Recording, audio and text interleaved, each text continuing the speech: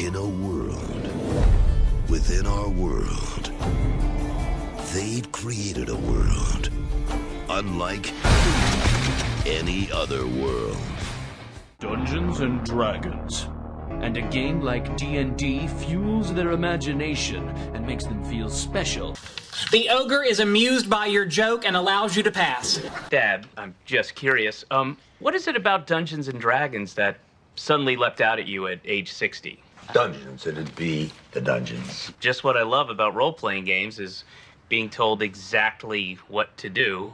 Me too. You should introduce yourselves. Hey guys, what's going on? You are listening to CFRU 93.3 FM, Guelph Community Radio, and this is the Spellbook. I am one of your hosts with the most. I am Mike, the Birdman Ashkwe, but I'm not alone as I trek through the stars, galaxies, and worlds beyond from the magical mystery space station known as London, Ontario, Canada. Hi, I am Damien, Magical Hack Morphet. I hope everyone is having a great day. You know what? It feels great to be back here on the show. We've had a lot of really good content over the last couple of weeks here on the show. In fact, I've actually spent a little bit of time up at campus, and I've actually had people ask me about the Spellbook. Like, what is this show that I'm hearing about? And I'm thinking, well, we're the radio show that is dedicated to the tabletop role-playing game hobby. Whether you're playing Pathfinder, Dungeons and Dragons, or any number of different properties, such as some of the sci-fi things we're going to be talking about today. So Star Wars, Star Trek, Traveler, maybe you're playing a homebrew hack of Mass Effect. There's so much to talk about, and I guess we're just kind of going to jump right into it. So this is a topic that Damien pitched to me a little while ago, and we're going to focus on genre RPGs. We've kind of talked around it before, but not gone into it in any great depth. With a property like Sci-Fi, I'm a pretty big science dork, and I was kind of worried I wouldn't have a lot to say about this, but I'm like, wait a second. I work professionally on Star Trek. I probably have more to say than I probably realize on this. So this is something I'm really glad to talk about, because there are many great sci-fi games, but how do you make those games unique? How do you make them different? How do you make them feel yours without falling into the same tropes of Darth Vader shows up, there's a black hole, or this, that, and the other thing? Like, space and science intersect with space fantasy, science fiction, and what is science fact or simulation, if you really wanted to go down that path as well. So, I guess, Damien, since this is sort of your baby, where do you want to start? Well, so what I was thinking about with this as well is we can kind of break it up into a couple of levels of science fiction. So you have your low sci-fi. I would say that would be something more along the lines of cyberpunk, or like Maze Runner, or even looking at movies like The Running Man, where technology obviously has moved forward from what we have today, but you can see that, okay, yeah, it's feasible. It's near future. Yeah, like near future, things like that. Then, as far as like middle sci-fi, that's where I would put things like Star Trek, Firefly, things that are a little bit further out there, where you're talking like faster than light travel, but it's still kind of grounded in reality a little bit. And then there's the deep sci-fi, which would be things like your Star Wars, your Dune, things of that nature. So I think what we could do is we could kind of break this down into those three categories. And what better place to start than with low sci-fi, with things like cyberpunk and honestly even Shadowrun. Okay, yeah. I definitely like that idea, because like a lot of low tech sci-fi is actually probably some of my favorite. Mostly because it runs into so many things that are so close to stuff that we're dealing with today. Obviously, with the advent of artificial intelligence becoming more and more prevalent, not just stuff like Chat GPT, stuff like Sora. We now run into the era of deep fakes. We've now talked, I know Elon Musk, love it, love that guy or hate that guy. I'm definitely in the latter camp. They've talked about transhumanism. And what does that mean? Well, that's cybernetics. And as someone who has a disability, that's a very exciting field to talk about. Like thinking about stuff like near future, within your example, stuff like RoboCop would fall into near future Yeah. or low future because they, at one point, Bob Morton, the guy who's in charge of OCP security concepts, says to Roosevelt, he's like, I thought we agreed on full body prosthesis. Now lose the arm. And that's what Murphy is. He's essentially a brain encased in a suit of high-tech armor supported by a very rudimentary digestion system and a brain system. And another thing that might be an example of this would be Ghost in the Shell, which is very much based upon the idea of what is a soul? What makes you human? Is it the meat, or is it something a little more philosophical and indescribable? So within those things, there's a lot of room to tell very interesting, very human stories. And like I said, like you could explore stuff like this because I know there was a William Gibson novel, Neuromancer, that obviously talked about artificial intelligence gaining sentience when we reach what is known as the singularity. That's a story ripe for exploration. Like I love to write cyberpunk in my professional writing life. I've done some writing for a podcast called Weekly Spookies, and I've explored the idea of what makes you human. And when you think about it, a story for an RPG is, I know we've talked about Shadowrun, and one of the things you could do is a quote unquote run in Shadowrun when you get hired by a Johnson to go do a job. It might be what's known as a corporate extraction, aka you and your team of friends all get together and you have to retrieve an element from a site. What if you had to extract an artificial intelligence that says, if you don't get me out of here, they're going to use me, they're going to abuse me, they're going to weaponize me?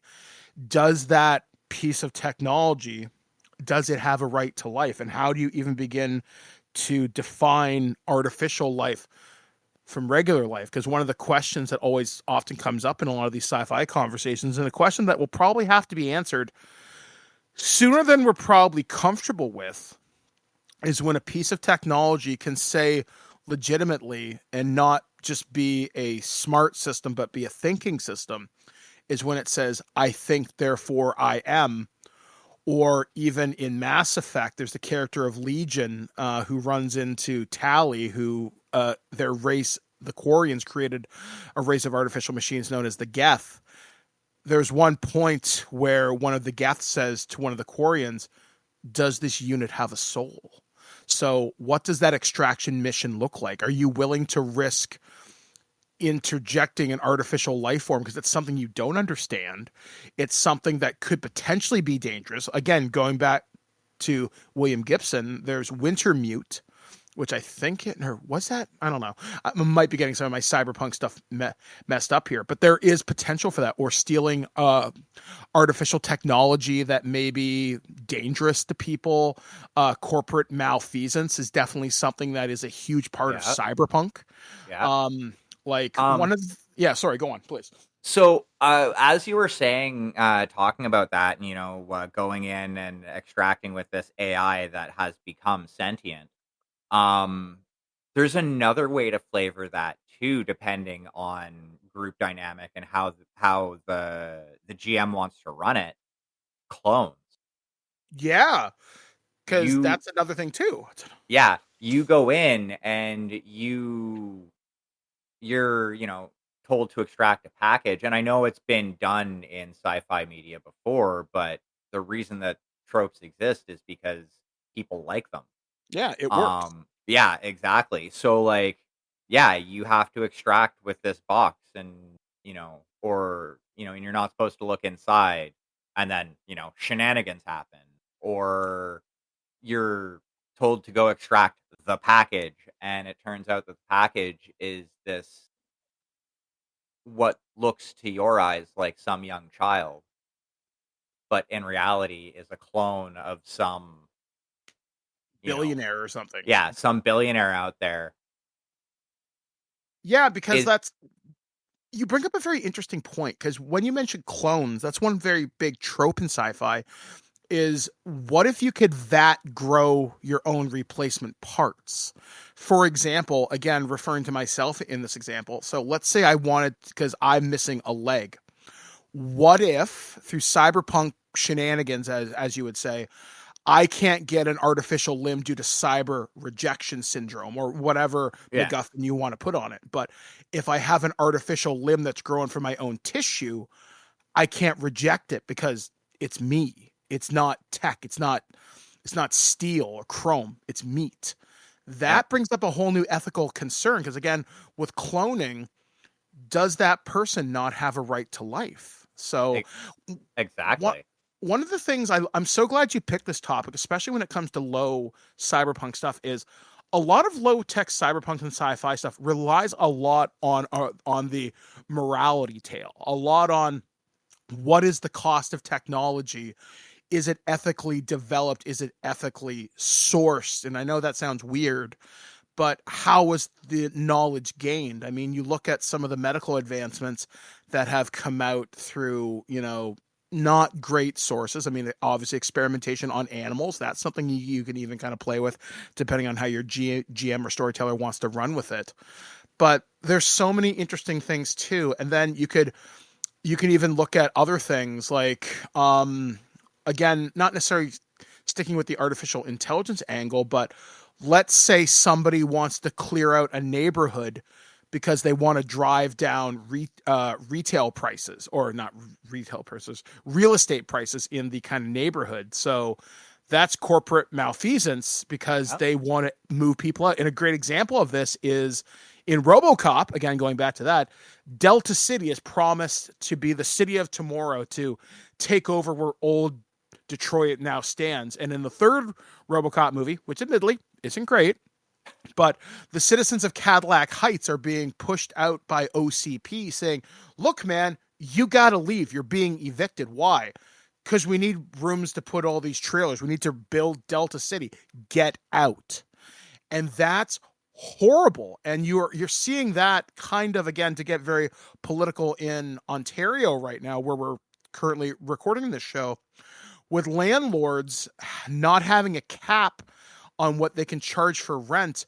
Now entire neighborhoods could be gentrified and completely taken over at the behest of developers and whatnot. And that's one thing too about low-tech cyberpunk, is it often looks at people as the primary driver for everything. It's not like the Borg show up, or, the spatial anomalies destabilizing Earth's gravity. No, it always comes back to people at the end of the day. And with technology invading every part of our lives, like our cell phones are actively listening to us. We see stories in mainstream media about all the time about cyber surveillance. Hell, there's a story right there you could do. There's so many interesting parts to this. Hell, there was even, I wish I could remember the name of this movie, but it even took a real life event like the 60s Scoop, which is where Indigenous children were taken from their families. You put that in a sci-fi setting, you've got like The Handmaid's Tale in a cyberpunk setting. Yeah. It's really easy for this stuff to happen. Or like Man in like High Castle. It doesn't need to have, chainsaw arms to be near tech or near future. But, yeah. Yeah, exactly. I was just gonna say before we jump to break, which we're gonna be doing soon, something like actually combining the two of cybernetics and cloning, and using that fun trope from fantasy of the person who wants to live forever. Yeah, I mean, you say lich, I say brain in a jar. Hell, we saw that during Fallout Season 2 with like Mr. House and stuff like that. And that's even near future tech too, or retrofuturism. There's another genre that doesn't get nearly enough talk because there aren't many great examples of it. But now with Fallout, we have a very popular example. Yeah, exactly. So we're going to take a break here on 93.3 CFRU Guelph Community Radio. Me and Damien will be back here on the Spellbook talking more about sci-fi as a genre, what we can do to introduce some cool ideas to your games, and just to talk about the tropes and things that make our games so much more fun. So we will be jacking out of the Matrix here temporarily, and we'll be back right here on Guelph Community Radio, 93.3 FM. We are Paisley Road Public School with our grade 4 class. And you're listening to CFRU! Welcome back to the Spellbook here on CFRU 93.3 Guelph Community Radio as we talk about science fiction. So one of the things that I brought up before we took a little break there was the trope that you see a lot in fantasy of, this magician or whatever wants to live forever and, using spells like clone or not clone. Clone clone and simulacrum and stuff like that.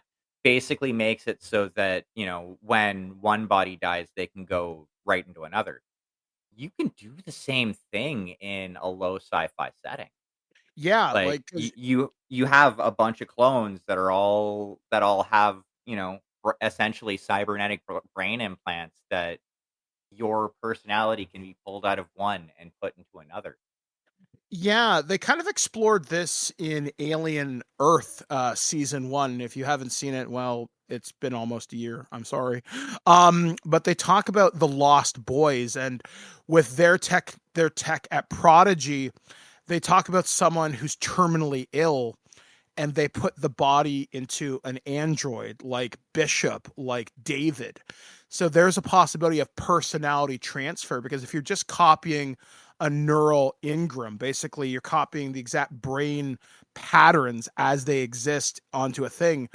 What is biology but another form of circuitry or living, or even Cyberpunk 2077?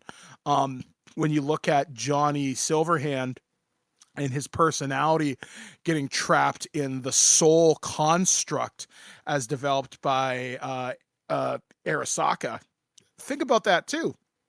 That living forever in some cases may be wonderful, and that might be how characters like Mr. House are able to, from Fallout, to keep control of their empires far long after their meat bodies have died. But we kind of talked about this before in a previous episode. What if you were trapped and you had no choice? What if you were literally that brain in the jar, or literally you were given life inside of a computer program and you can't leave, but you're completely conscious of it? When do you go insane? What does that torture look like? Because there's so many things about low-tech cyberpunk that become more terrifying, because you realize, at least in my opinion, this isn't just science fiction, it's science eventuality on some capacity. Like, this is stuff that could happen within easily a couple of 100 years, if not sooner. Yeah, exactly.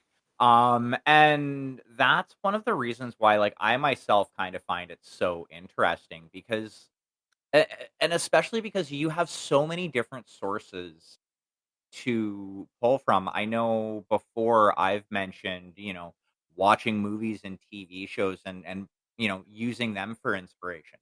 Something like Minority Report. Yep. It was a movie. I'm not gonna say it was a good movie, but it was a movie. But it had some interesting concepts.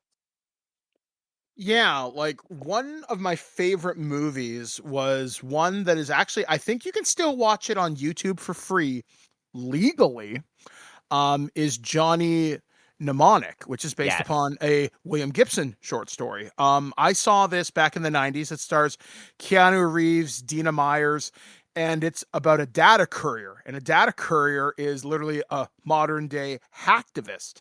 What does that mean? Well, you have wet wired brain implants where they take out a portion of your cerebral cortex, part of your brain mush, and they give you so many gigabytes or terabytes of data, and you carry it, because think about how easy it would be to get through a med scanner. Oh, you got some piece of metal in your head. Oh, what happened? Oh, I got into a car accident when I was a kid. You could be smuggling the biological weapons data. You could be smuggling weapon plans from any number of warring factions or countries. You could be carrying the cure to cancer or AIDS in your head. And that's interesting too, like, because I would wonder how difficult it would be. I mean, I guess as long as you could avoid infection, how hard would it be to slip a USB thing in someone's arm and just have a data port you could easily conceal with like a pair of gloves or a sweater? I mean, as long as you kept the site clean. I mean, you think about how many people have different forms of body piercing and modifications now. How often until someone does that? Because I know I've seen stories in the media where people have implanted RFID chips in their hand so they can pay for their groceries and shit like that. Like, hell, I wear a smartwatch because it's easy for me to. It's a lot easier than carrying, a wallet. I just walk by a scanner and, scan for my like kind of purchase. Again, that's such rife for storytelling that, again, you look at what's possible. Like, there's so many things about near future that I think offer endless possibility because it's around us all day. You've mentioned Minority Report, Enemy of the State, Hackers, Sneakers, Mr. Robot, so many great television shows that can inspire your stories. And even something like this is an older show, but if you wanted to play into the military fantasy of it, you could take a show like 24, which is hyper militarized. You might be saying, well, how the hell do you get cyberpunk into that? You look at the technology and the surveillance tech that exists in that. I mean, I'm sure the modern equivalent of CTU probably has amazing tech that we just don't realize exists right now. Or hell, even G.I. Joe to a limited extent has certain things, like the stuff that comes out of Mars, which is Military Armaments Research Systems, or Destro's company, and Cobra carry all these things that you can do. It's honestly astounding at how much of this technology already exists in at least its prototype forms now. Yeah. Also, like, too, you mentioned 24. Honestly, politics is politics, no matter what the time frame. Oh yeah, Something like that, definitely. If your group is likes that sort of thing, yeah, definitely lean into it because you could go so many places and it would be so interesting. Yeah, like if you're willing to pay attention to the news right now, which without getting too political, you absolutely should, although double check your sources and verify twice. Yeah, there's a lot of interesting political intrigue you can insert into your games, and that's where low technology really excels, because again, it's about people, it's about power, it's about control and what you do with that. Because one thing I've come into my personal life recently is title does not dictate authority, and those in power, especially with those with the capacity to control a narrative, should be held to a higher account. And even a good example of this is, oddly enough, a James Bond movie, which is low tech, but high concept, is, and I think it was the movie The World Is Not Enough. The one guy was a newspaper dude and he controlled the media. He's like, I make tomorrow's headlines. If I say there's gonna be a war with these countries, I control the stock market. I control how manipulation functions. Information manipulation, if we've learned anything, especially with the advent of deep fakes, AI, Sora, and everything, the amount of people who saw questionable events after big world events, from assassinations that have happened in recent news media. Again, I'm not going to get into the weeds of it, but you look at how much people were asking questions like, is that true? Is that fake news? Information is a weapon, and it's amazing about how it's wielded by those who don't necessarily have your best interest in mind. Basically, what's the best value for the shareholder, so to speak.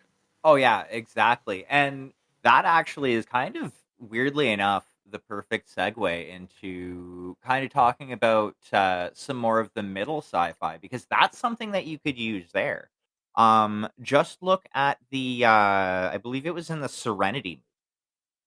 there was the one character that lived on the asteroid that essentially controlled the media or could essentially get any piece of information they wanted from the net and Yeah, things like that. Like, and it's stuff like that, and especially in your role playing game, when you can use people like hackers and information brokers or data drops, you can use that as a lot of interesting narrative territory to explore. Not just here's a bunch of lore dump. You can dump some interesting exposition, because you can give these data people personalities. Like I know specifically in Shadowrun, they talk about people like Fast Jack. They talk about people, but then again, as you mentioned in the future stuff like Firefly, I can't remember the character's name, but yeah, he lives on the asteroid and he controls broadcast tech. You look at other technology, like how do other planets or other colonies, hell, you take something into something like, say, Gundam Wing, for example. yeah, It's the only Gundam series that I really know. But you look at the Earth Alliance and Oz, and how do the colonies view what's happening on Earth? How do the Earth view what's happening up on the colonies? It's perception. And then that can even expand into evolving the technology. Now it's not just a guy with a chainsaw arm and laser sights built into his eyes. Now it's 15, 20-foot tall mech suits. So now we've evolved into Gundam Wing. We've evolved into Pat Labor, Neon Genesis Evangelion, which is more biotech, but religious as well, depending on how you want to take that interpretation. There's so many interesting portions of sci-fi that you can really kind of explore. Yes, Battletech. I mean, that's essentially Game of Thrones, but with walking tanks. That is a game built entirely on politics, but with no aliens, or at least there's like one mention of it, but big deal. Well, technically, I think, and this is, I am sorry for actuallying here, but the mention of aliens in BattleTech was in reference to the clans, because at first they didn't realize that they were humans. They thought they were aliens. Oh, okay. So so it's never been established. Yeah, there are literally no like, actually, I think the original creators came out and said that they didn't put aliens not being in BattleTech was purposeful. Yeah, and then you look at something like Dune, where the closest you get is the thinking machines, and even then with the Jihad, their words, not mine, when they have the war on the thinking machines and artificial intelligence, they wipe them out. So they develop a new form of person called a Mentat, who is like a living computer who can calculate all these crazy math problems, how they calculate how spice works and how they can make the jump with the Navigators Guild and all that stuff. And again, this is all stuff you can layer into your games if you want to have interesting exposition dumps, or just have your media have a personality, have information be more than just, hey, you find a data file, you find a audio log, because for some reason everybody leaves audio logs everywhere. They're a weird collectible in real life. But yeah, it's always stuff like that I'm really appreciative. And again, it's stuff like Dune that purposely leaves out aliens, stuff like Battletech that leaves it out. I mean, the politics it's the technology. Like I said, Battletech is built upon walking tech, and you see how that technology evolves, but it even addresses feudalism in the fact that, okay, we have all these awesome walking techs and lasers and stuff, right? But what happens if we kill the guy who knows how to fix it, right? Like, then it becomes lost. Yeah. And what are you going to do? Like, you're not just going to walk down to Jiffy Lube and say, yeah, hi, I need a part for a urban mech. And by the way, I need a bunch of rounds for my Ultra AC-20, and that Panther needs a new set of jump jets. Can you help me out? What? They're going to look at you cross-eyed. So finding data cores in Battletech is essential to keeping the setting going and this narrative going forward, because knowledge is power. And that's one big thing in sci-fi, is knowledge is power. Like in Star Wars, it's the holocrons and stuff like that. But we'll talk more about that as we head to break. So we're going to take a small break here, right here on Guelph's Community Radio, CFRU 93.3. This is the Spellbook, the only show you need for tabletop role-playing game discussion. Myself and Damien Magical Hat Morphit will be back right here on Guelph's most powerful source of information, because we control it. We'll be back right after this. In the know, in the know. Hi, this is Joel Gibb from the Hidden Cameras, and you're listening to CFRU 93.3 FM. In the know, in the know, in the know. Welcome back to the Spellbook right here on CFRU 93.3, Guelph Community Radio. Now, we're talking about some middle sci-fi and stuff like that, and things that you can do to maybe help get some of that inspiration, or even some things to take a look at. Now, I have been kind of trying to stay away from talking ever too much about specific specific systems out there, because I would like to keep things as universal, agnostic. Yeah, system agnostic as possible. However, one of the things that I did want to bring up, because with my definition of middle sci-fi is, we're talking about the age of spaceships and stuff like that, is there are many systems, from things like Mothership, which is essentially right on the border of low sci-fi and middle sci-fi. You're just a dude who probably doesn't have laser weapons on a spaceship, facing the horrors of space. Before break, we were kind of talking about things like Dune and BattleTech, where you don't necessarily have aliens. However, I think at the same time, bringing the horrors of sci-fi space into your game can also lead to some interesting stories. Yeah, because you think about the vastness of the universe in which we inhabit. And the only thing I'm really going to say about this, I think you're completely foolish if you think we're alone in the universe. When you look at the size and scope and scale of this wonderful cosmic structure we are a part of, hundreds of billions of galaxies in an ever-expanding universe, whatever. But you look at a system or a world such as Alien, and it kind of expands upon the horror of what's out there. And the xenomorph being the most classic example of the monster that violates you sexually. And that's obviously baked in with the iconography from H.R. Geiger and Dan O'Bannon and the other writers from that series.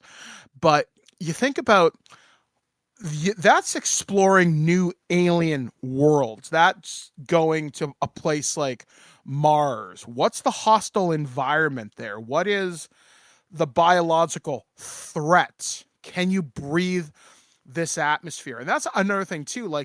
You think, oh, I'm going to land in my spaceship. Here I am. I'm ready to set up a colony. Okay, cool.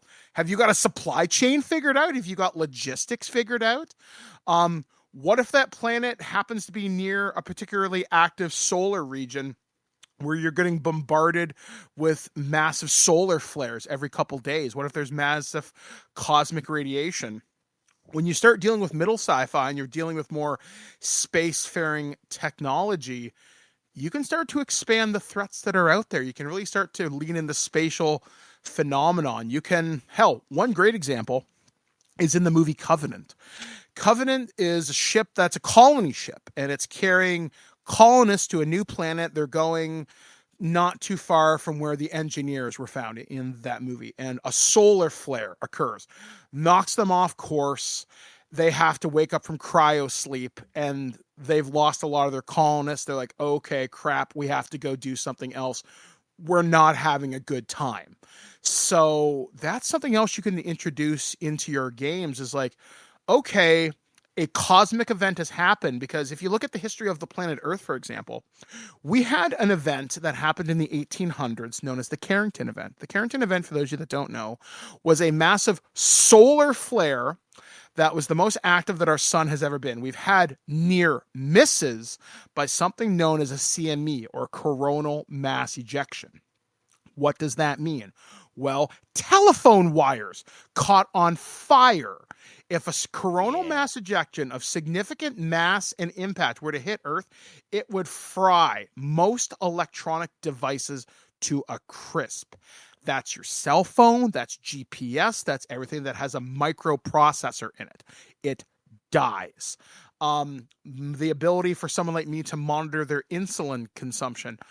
I can't use a kit. I can't tell because if it's an active circuit and working, it dies depending on which way the Earth is facing at that particular moment. That's something that would take decades to fix if it even could be fixed. Yeah. So when you think about taking your like spaceships out there and you're exploring, looking for new worlds, now you have to look at atmospheres. Now you have to say, is the gravity here? Because just because you can land on a planet, well, you better hope, it's got proper gravity, or if you look at a planet like, say, Venus, yes, it's an oven, but it's that's not what will kill you.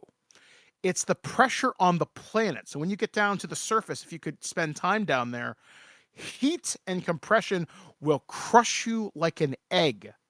Yeah. So the threat of, scary space monster, yeah, that's true. But it's not exactly going out for milk. So you are facing immense threats from just the environment, not to mention resources. Because again, can your ship make it there? Can you make it back? And again, you don't want to turn your sci-fi game into a resource management simulator. Like, this isn't Star Citizen, but it's something to think about. And there's actually a very good video game that just came out. It's called Star Trek Voyager Across the Unknown. And it's a roguelite. And I hate these type of games typically. But Voyager has you set out. So you're managing power, resources like deuterium, which allows you to build stuff, but food. You have to think about these things when you're out there. And again, if you want to add a real layer of nuance and flavor to your game, say, all right, that's awesome. You make it to Alpha Centauri. It took you 4.5 light years. You were there in cryosleep. You got a supply depot set up. Look at a movie like The Martian, for example, which is, I would say, middle sci-fi, despite it being fairly close to what's happening now. Or Project Hail Mary, which is in theaters, I think, this week or next week. All right. Another way that I was thinking that it could be done. Now, I don't know the name of the movie. I've seen like stuff on it a few times. But I know there's a movie out there where I think they're on a cruise ship or something like that. One person ends up waking up extremely early and ends up waking up another one of the passengers. So, like, if you have a small group or, maybe a group of 2 or 3 players, maybe they're on a trip.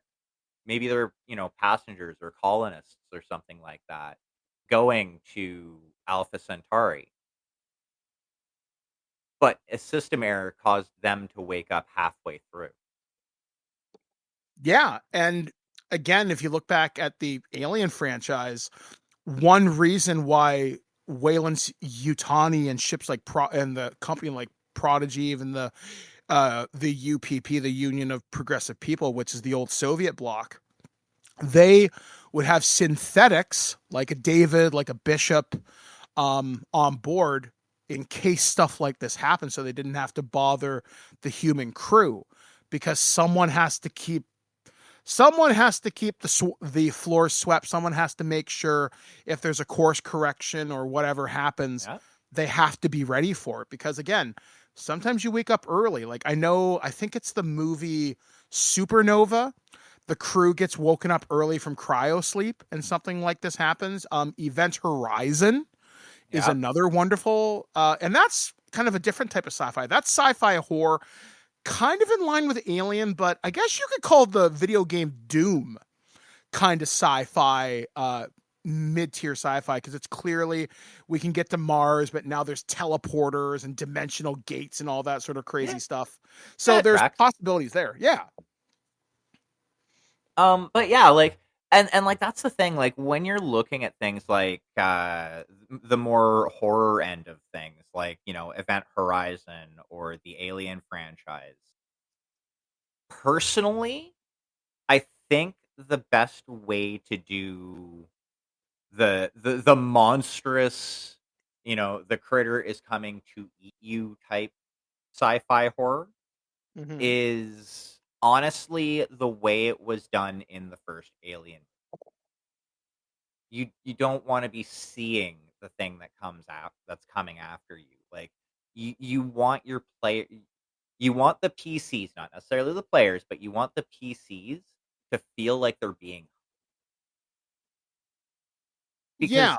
even in middle sci-fi, oh yeah, we're gonna turn around and shoot our guns at it because it's the cyborg that's standing in front of us is the bad guy. That I don't know. To me anyway, that gets kind of boring. Yeah, it's so boring because it's so played out. But yeah, so I think, and that is, I think, some of the essence of what you can do with middle sci-fi. Now, I know there's a lot that we haven't really covered because there's things from, you brought up communication and whatnot. Using BattleTech as a for instance. Okay, you have to defend this HPG station, which is the way that interplanetary and interstellar communication is done in the BattleTech universe. You have to defend it from sabotage. And that's one thing I like about BattleTech is it takes something that the hyperpulse generators, you're basically protecting futuristic Rogers or Telus. You're protecting the cell phone network because nobody knows how to fix it. So it's literally the unspoken word of you don't destroy these. If you do, it is a war crime and the wrath of God will come visit upon thee if you so much as touch these. It's more like the wrath of Comstar, but yeah, but still, yeah, it's like Comstar knows how to fix them. They're just not telling anybody else. Yeah, but I love that idea that they built in that threat like, hey, man, you can't touch us. Why? Do you want to be able to call home? Do you want your navigation beacons to work? Like a lot of sci-fi, it's not just tech that is the big threat. It's the idea of what tech represents if it's missing, right? Like to move this conversation towards far future stuff. You look at something that is post-scarcity like Star Trek, and a lot of people would say, well, Star Trek's not realistic. Everything's got replicators and there's stuff like Dyson spheres and stuff like that. Like, okay, cool. You can harness the energy of a star. Okay, that's cool. Do you have the raw materials to do it? Like, you look at, because like even far future stuff leans more into politics. I mean, to paint a real world example, and I hope this isn't tasteless, but look at what happened in the first Star Wars movie with the Republic and the Trade Federation. They put a blockade around Naboo, right? The Trade Federation says, we're not paying these outrageous tariffs and taxes. You're going to have to come to the negotiating table. We're not dealing with you. We're cutting off this planet from whatever resources.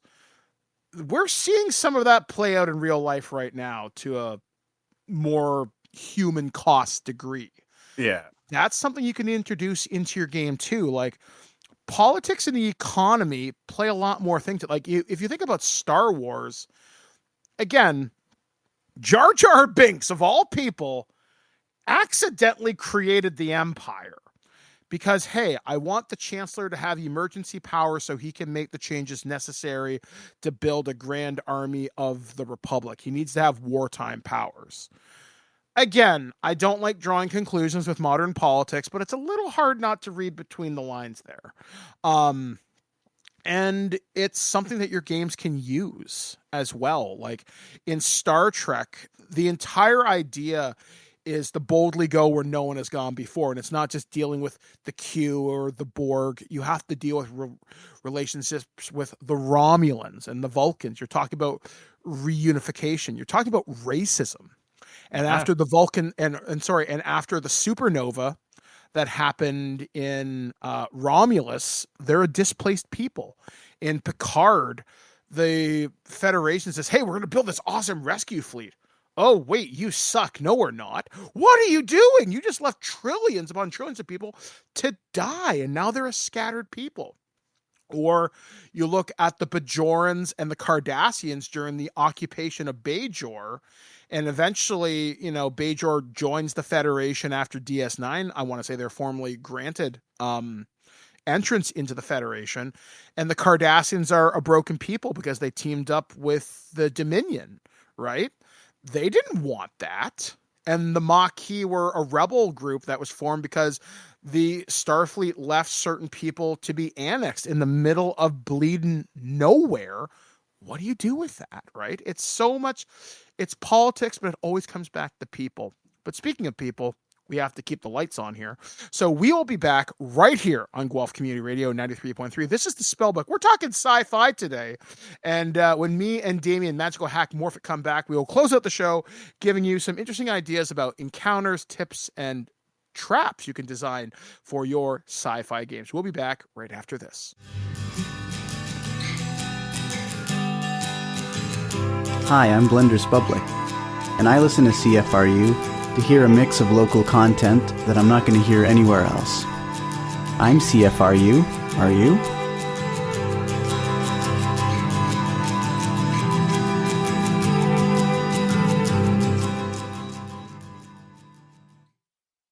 Welcome back to the Spellbook right here on CFRU 93.3 Guelph Community Radio. So we're talking about sci-fi. We've gone through, kind of a high-level conversation about some of the different levels of science fiction and some of the things that you can do and, places you can draw inspiration. But as Mike said before the break there, now's the time to take a look at a couple of ideas for, traps and maybe some encounters that you can use in your sci-fi game. Now, when I first thought about this topic, one of the first things that came to mind, and it's actually really funny that you brought up the prequels, Mike, was the fight between Qui-Gon Jinn and Darth Maul in the prequel. Mm-hmm. Where they're going through, I don't even know what the structure they were going through was supposed to be. Some kind of an energy reactor or something? Yeah, some sort of reactor thing. But every now and again throughout that fight, they'd be separated by these walls of energy.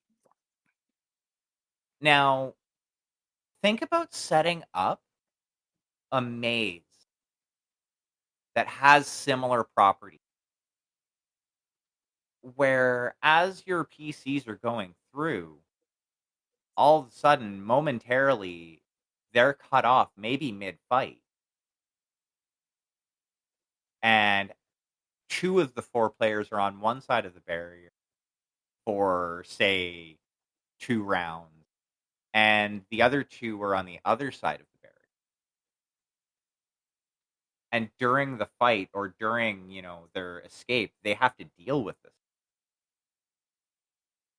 That's something that's going to add a little bit more risk, I guess, and a little bit more interest and drama to whatever encounter you may include that in. I've got 2, and they're both from Star Trek, or one's from Star Trek, one's from Star Wars, and I think they're really good examples of what you can do to make encounters interesting. So there's an episode where someone tries to steal the Enterprise D. The Enterprise D can hold about 1,000 people at any given time. However, every ship needs cleaned. Yes. Sometimes you got to take it in for a wax. Your ship's got to look good. What the hell do I mean by that? Well, when your ship goes into Starbase or goes in the dry dock, there's a skeleton crew aboard and a lot of the automated systems take over. Okay, what does that mean? Well, there's a thing known as a baryon sweep. What does a baryon sweep do? Well, if I'm remembering the episode correctly, it literally cleans a lot of the decontaminants out of the system. When you're traveling through space and you're doing all sorts of spacey shenanigans, your ship's going to get dirty. Yeah. And that means things need to be cleaned at a deep cellular and atomic level to maintain the hull integrity, to maintain whatever science shenanigans you want to deal with. And to get rid of any tribbles. Yeah, and tribbles stuff. And honestly, that's a bigger threat than you might actually kind of realize. But the thing about the Baryon sweep is the ship is empty. No one's on board. That's a great time to steal it. So this group of terrorists get on board. Also, I think Tuvok or Tim Russ, the actor, starred in this episode. I think he was like a Maquis sympathizer or something. Got on board and they tried to steal the Enterprise, and they snuck on board during a Baryon sweep. So it was empty. So what if your group of adventurers, they try to do the same thing? They're trying to steal, I don't know, Battlestar Galactica or some BS. What if they ran into something where it's nothing but repair crews? So that's literally, there's no security on board because they don't need you to be there. They just need to have the guy who knows how to fix the toilet. And that's mostly what they're kind of looking for, is that. Another thing you can do, I love messing around with spatial phenomenon, and this is a trope I've used more than a few times. So one of my favorite stellar pieces of phenomena is a brown dwarf star, a failed star that never quite got stellar fusion to become a full star. And one thing you can do is, what if your ship had the engine die right in the gravity well of this ship, or of this stellar object? Okay, that doesn't sound too bad, right? Wrong. You have hours until your ship is sucked into the gravity well of this planet and crushed. Now, what I did with this particular scenario is a Star Destroyer from Star Wars, those big wedge-shaped ships. One of these was a research vessel that the Empire was running experiments on. Okay, cool, right? That ship is now overrun with aliens and xenomorphs from an experiment gone wrong. So that problem is going to take care of itself in about 12 hours. But what if your ship got caught in the gravity well and the parts you need to fix your ship are on board that Star Destroyer? What are you going to do? You're in for bad time. Yeah, you're not exactly going to have a great time raiding the pantry.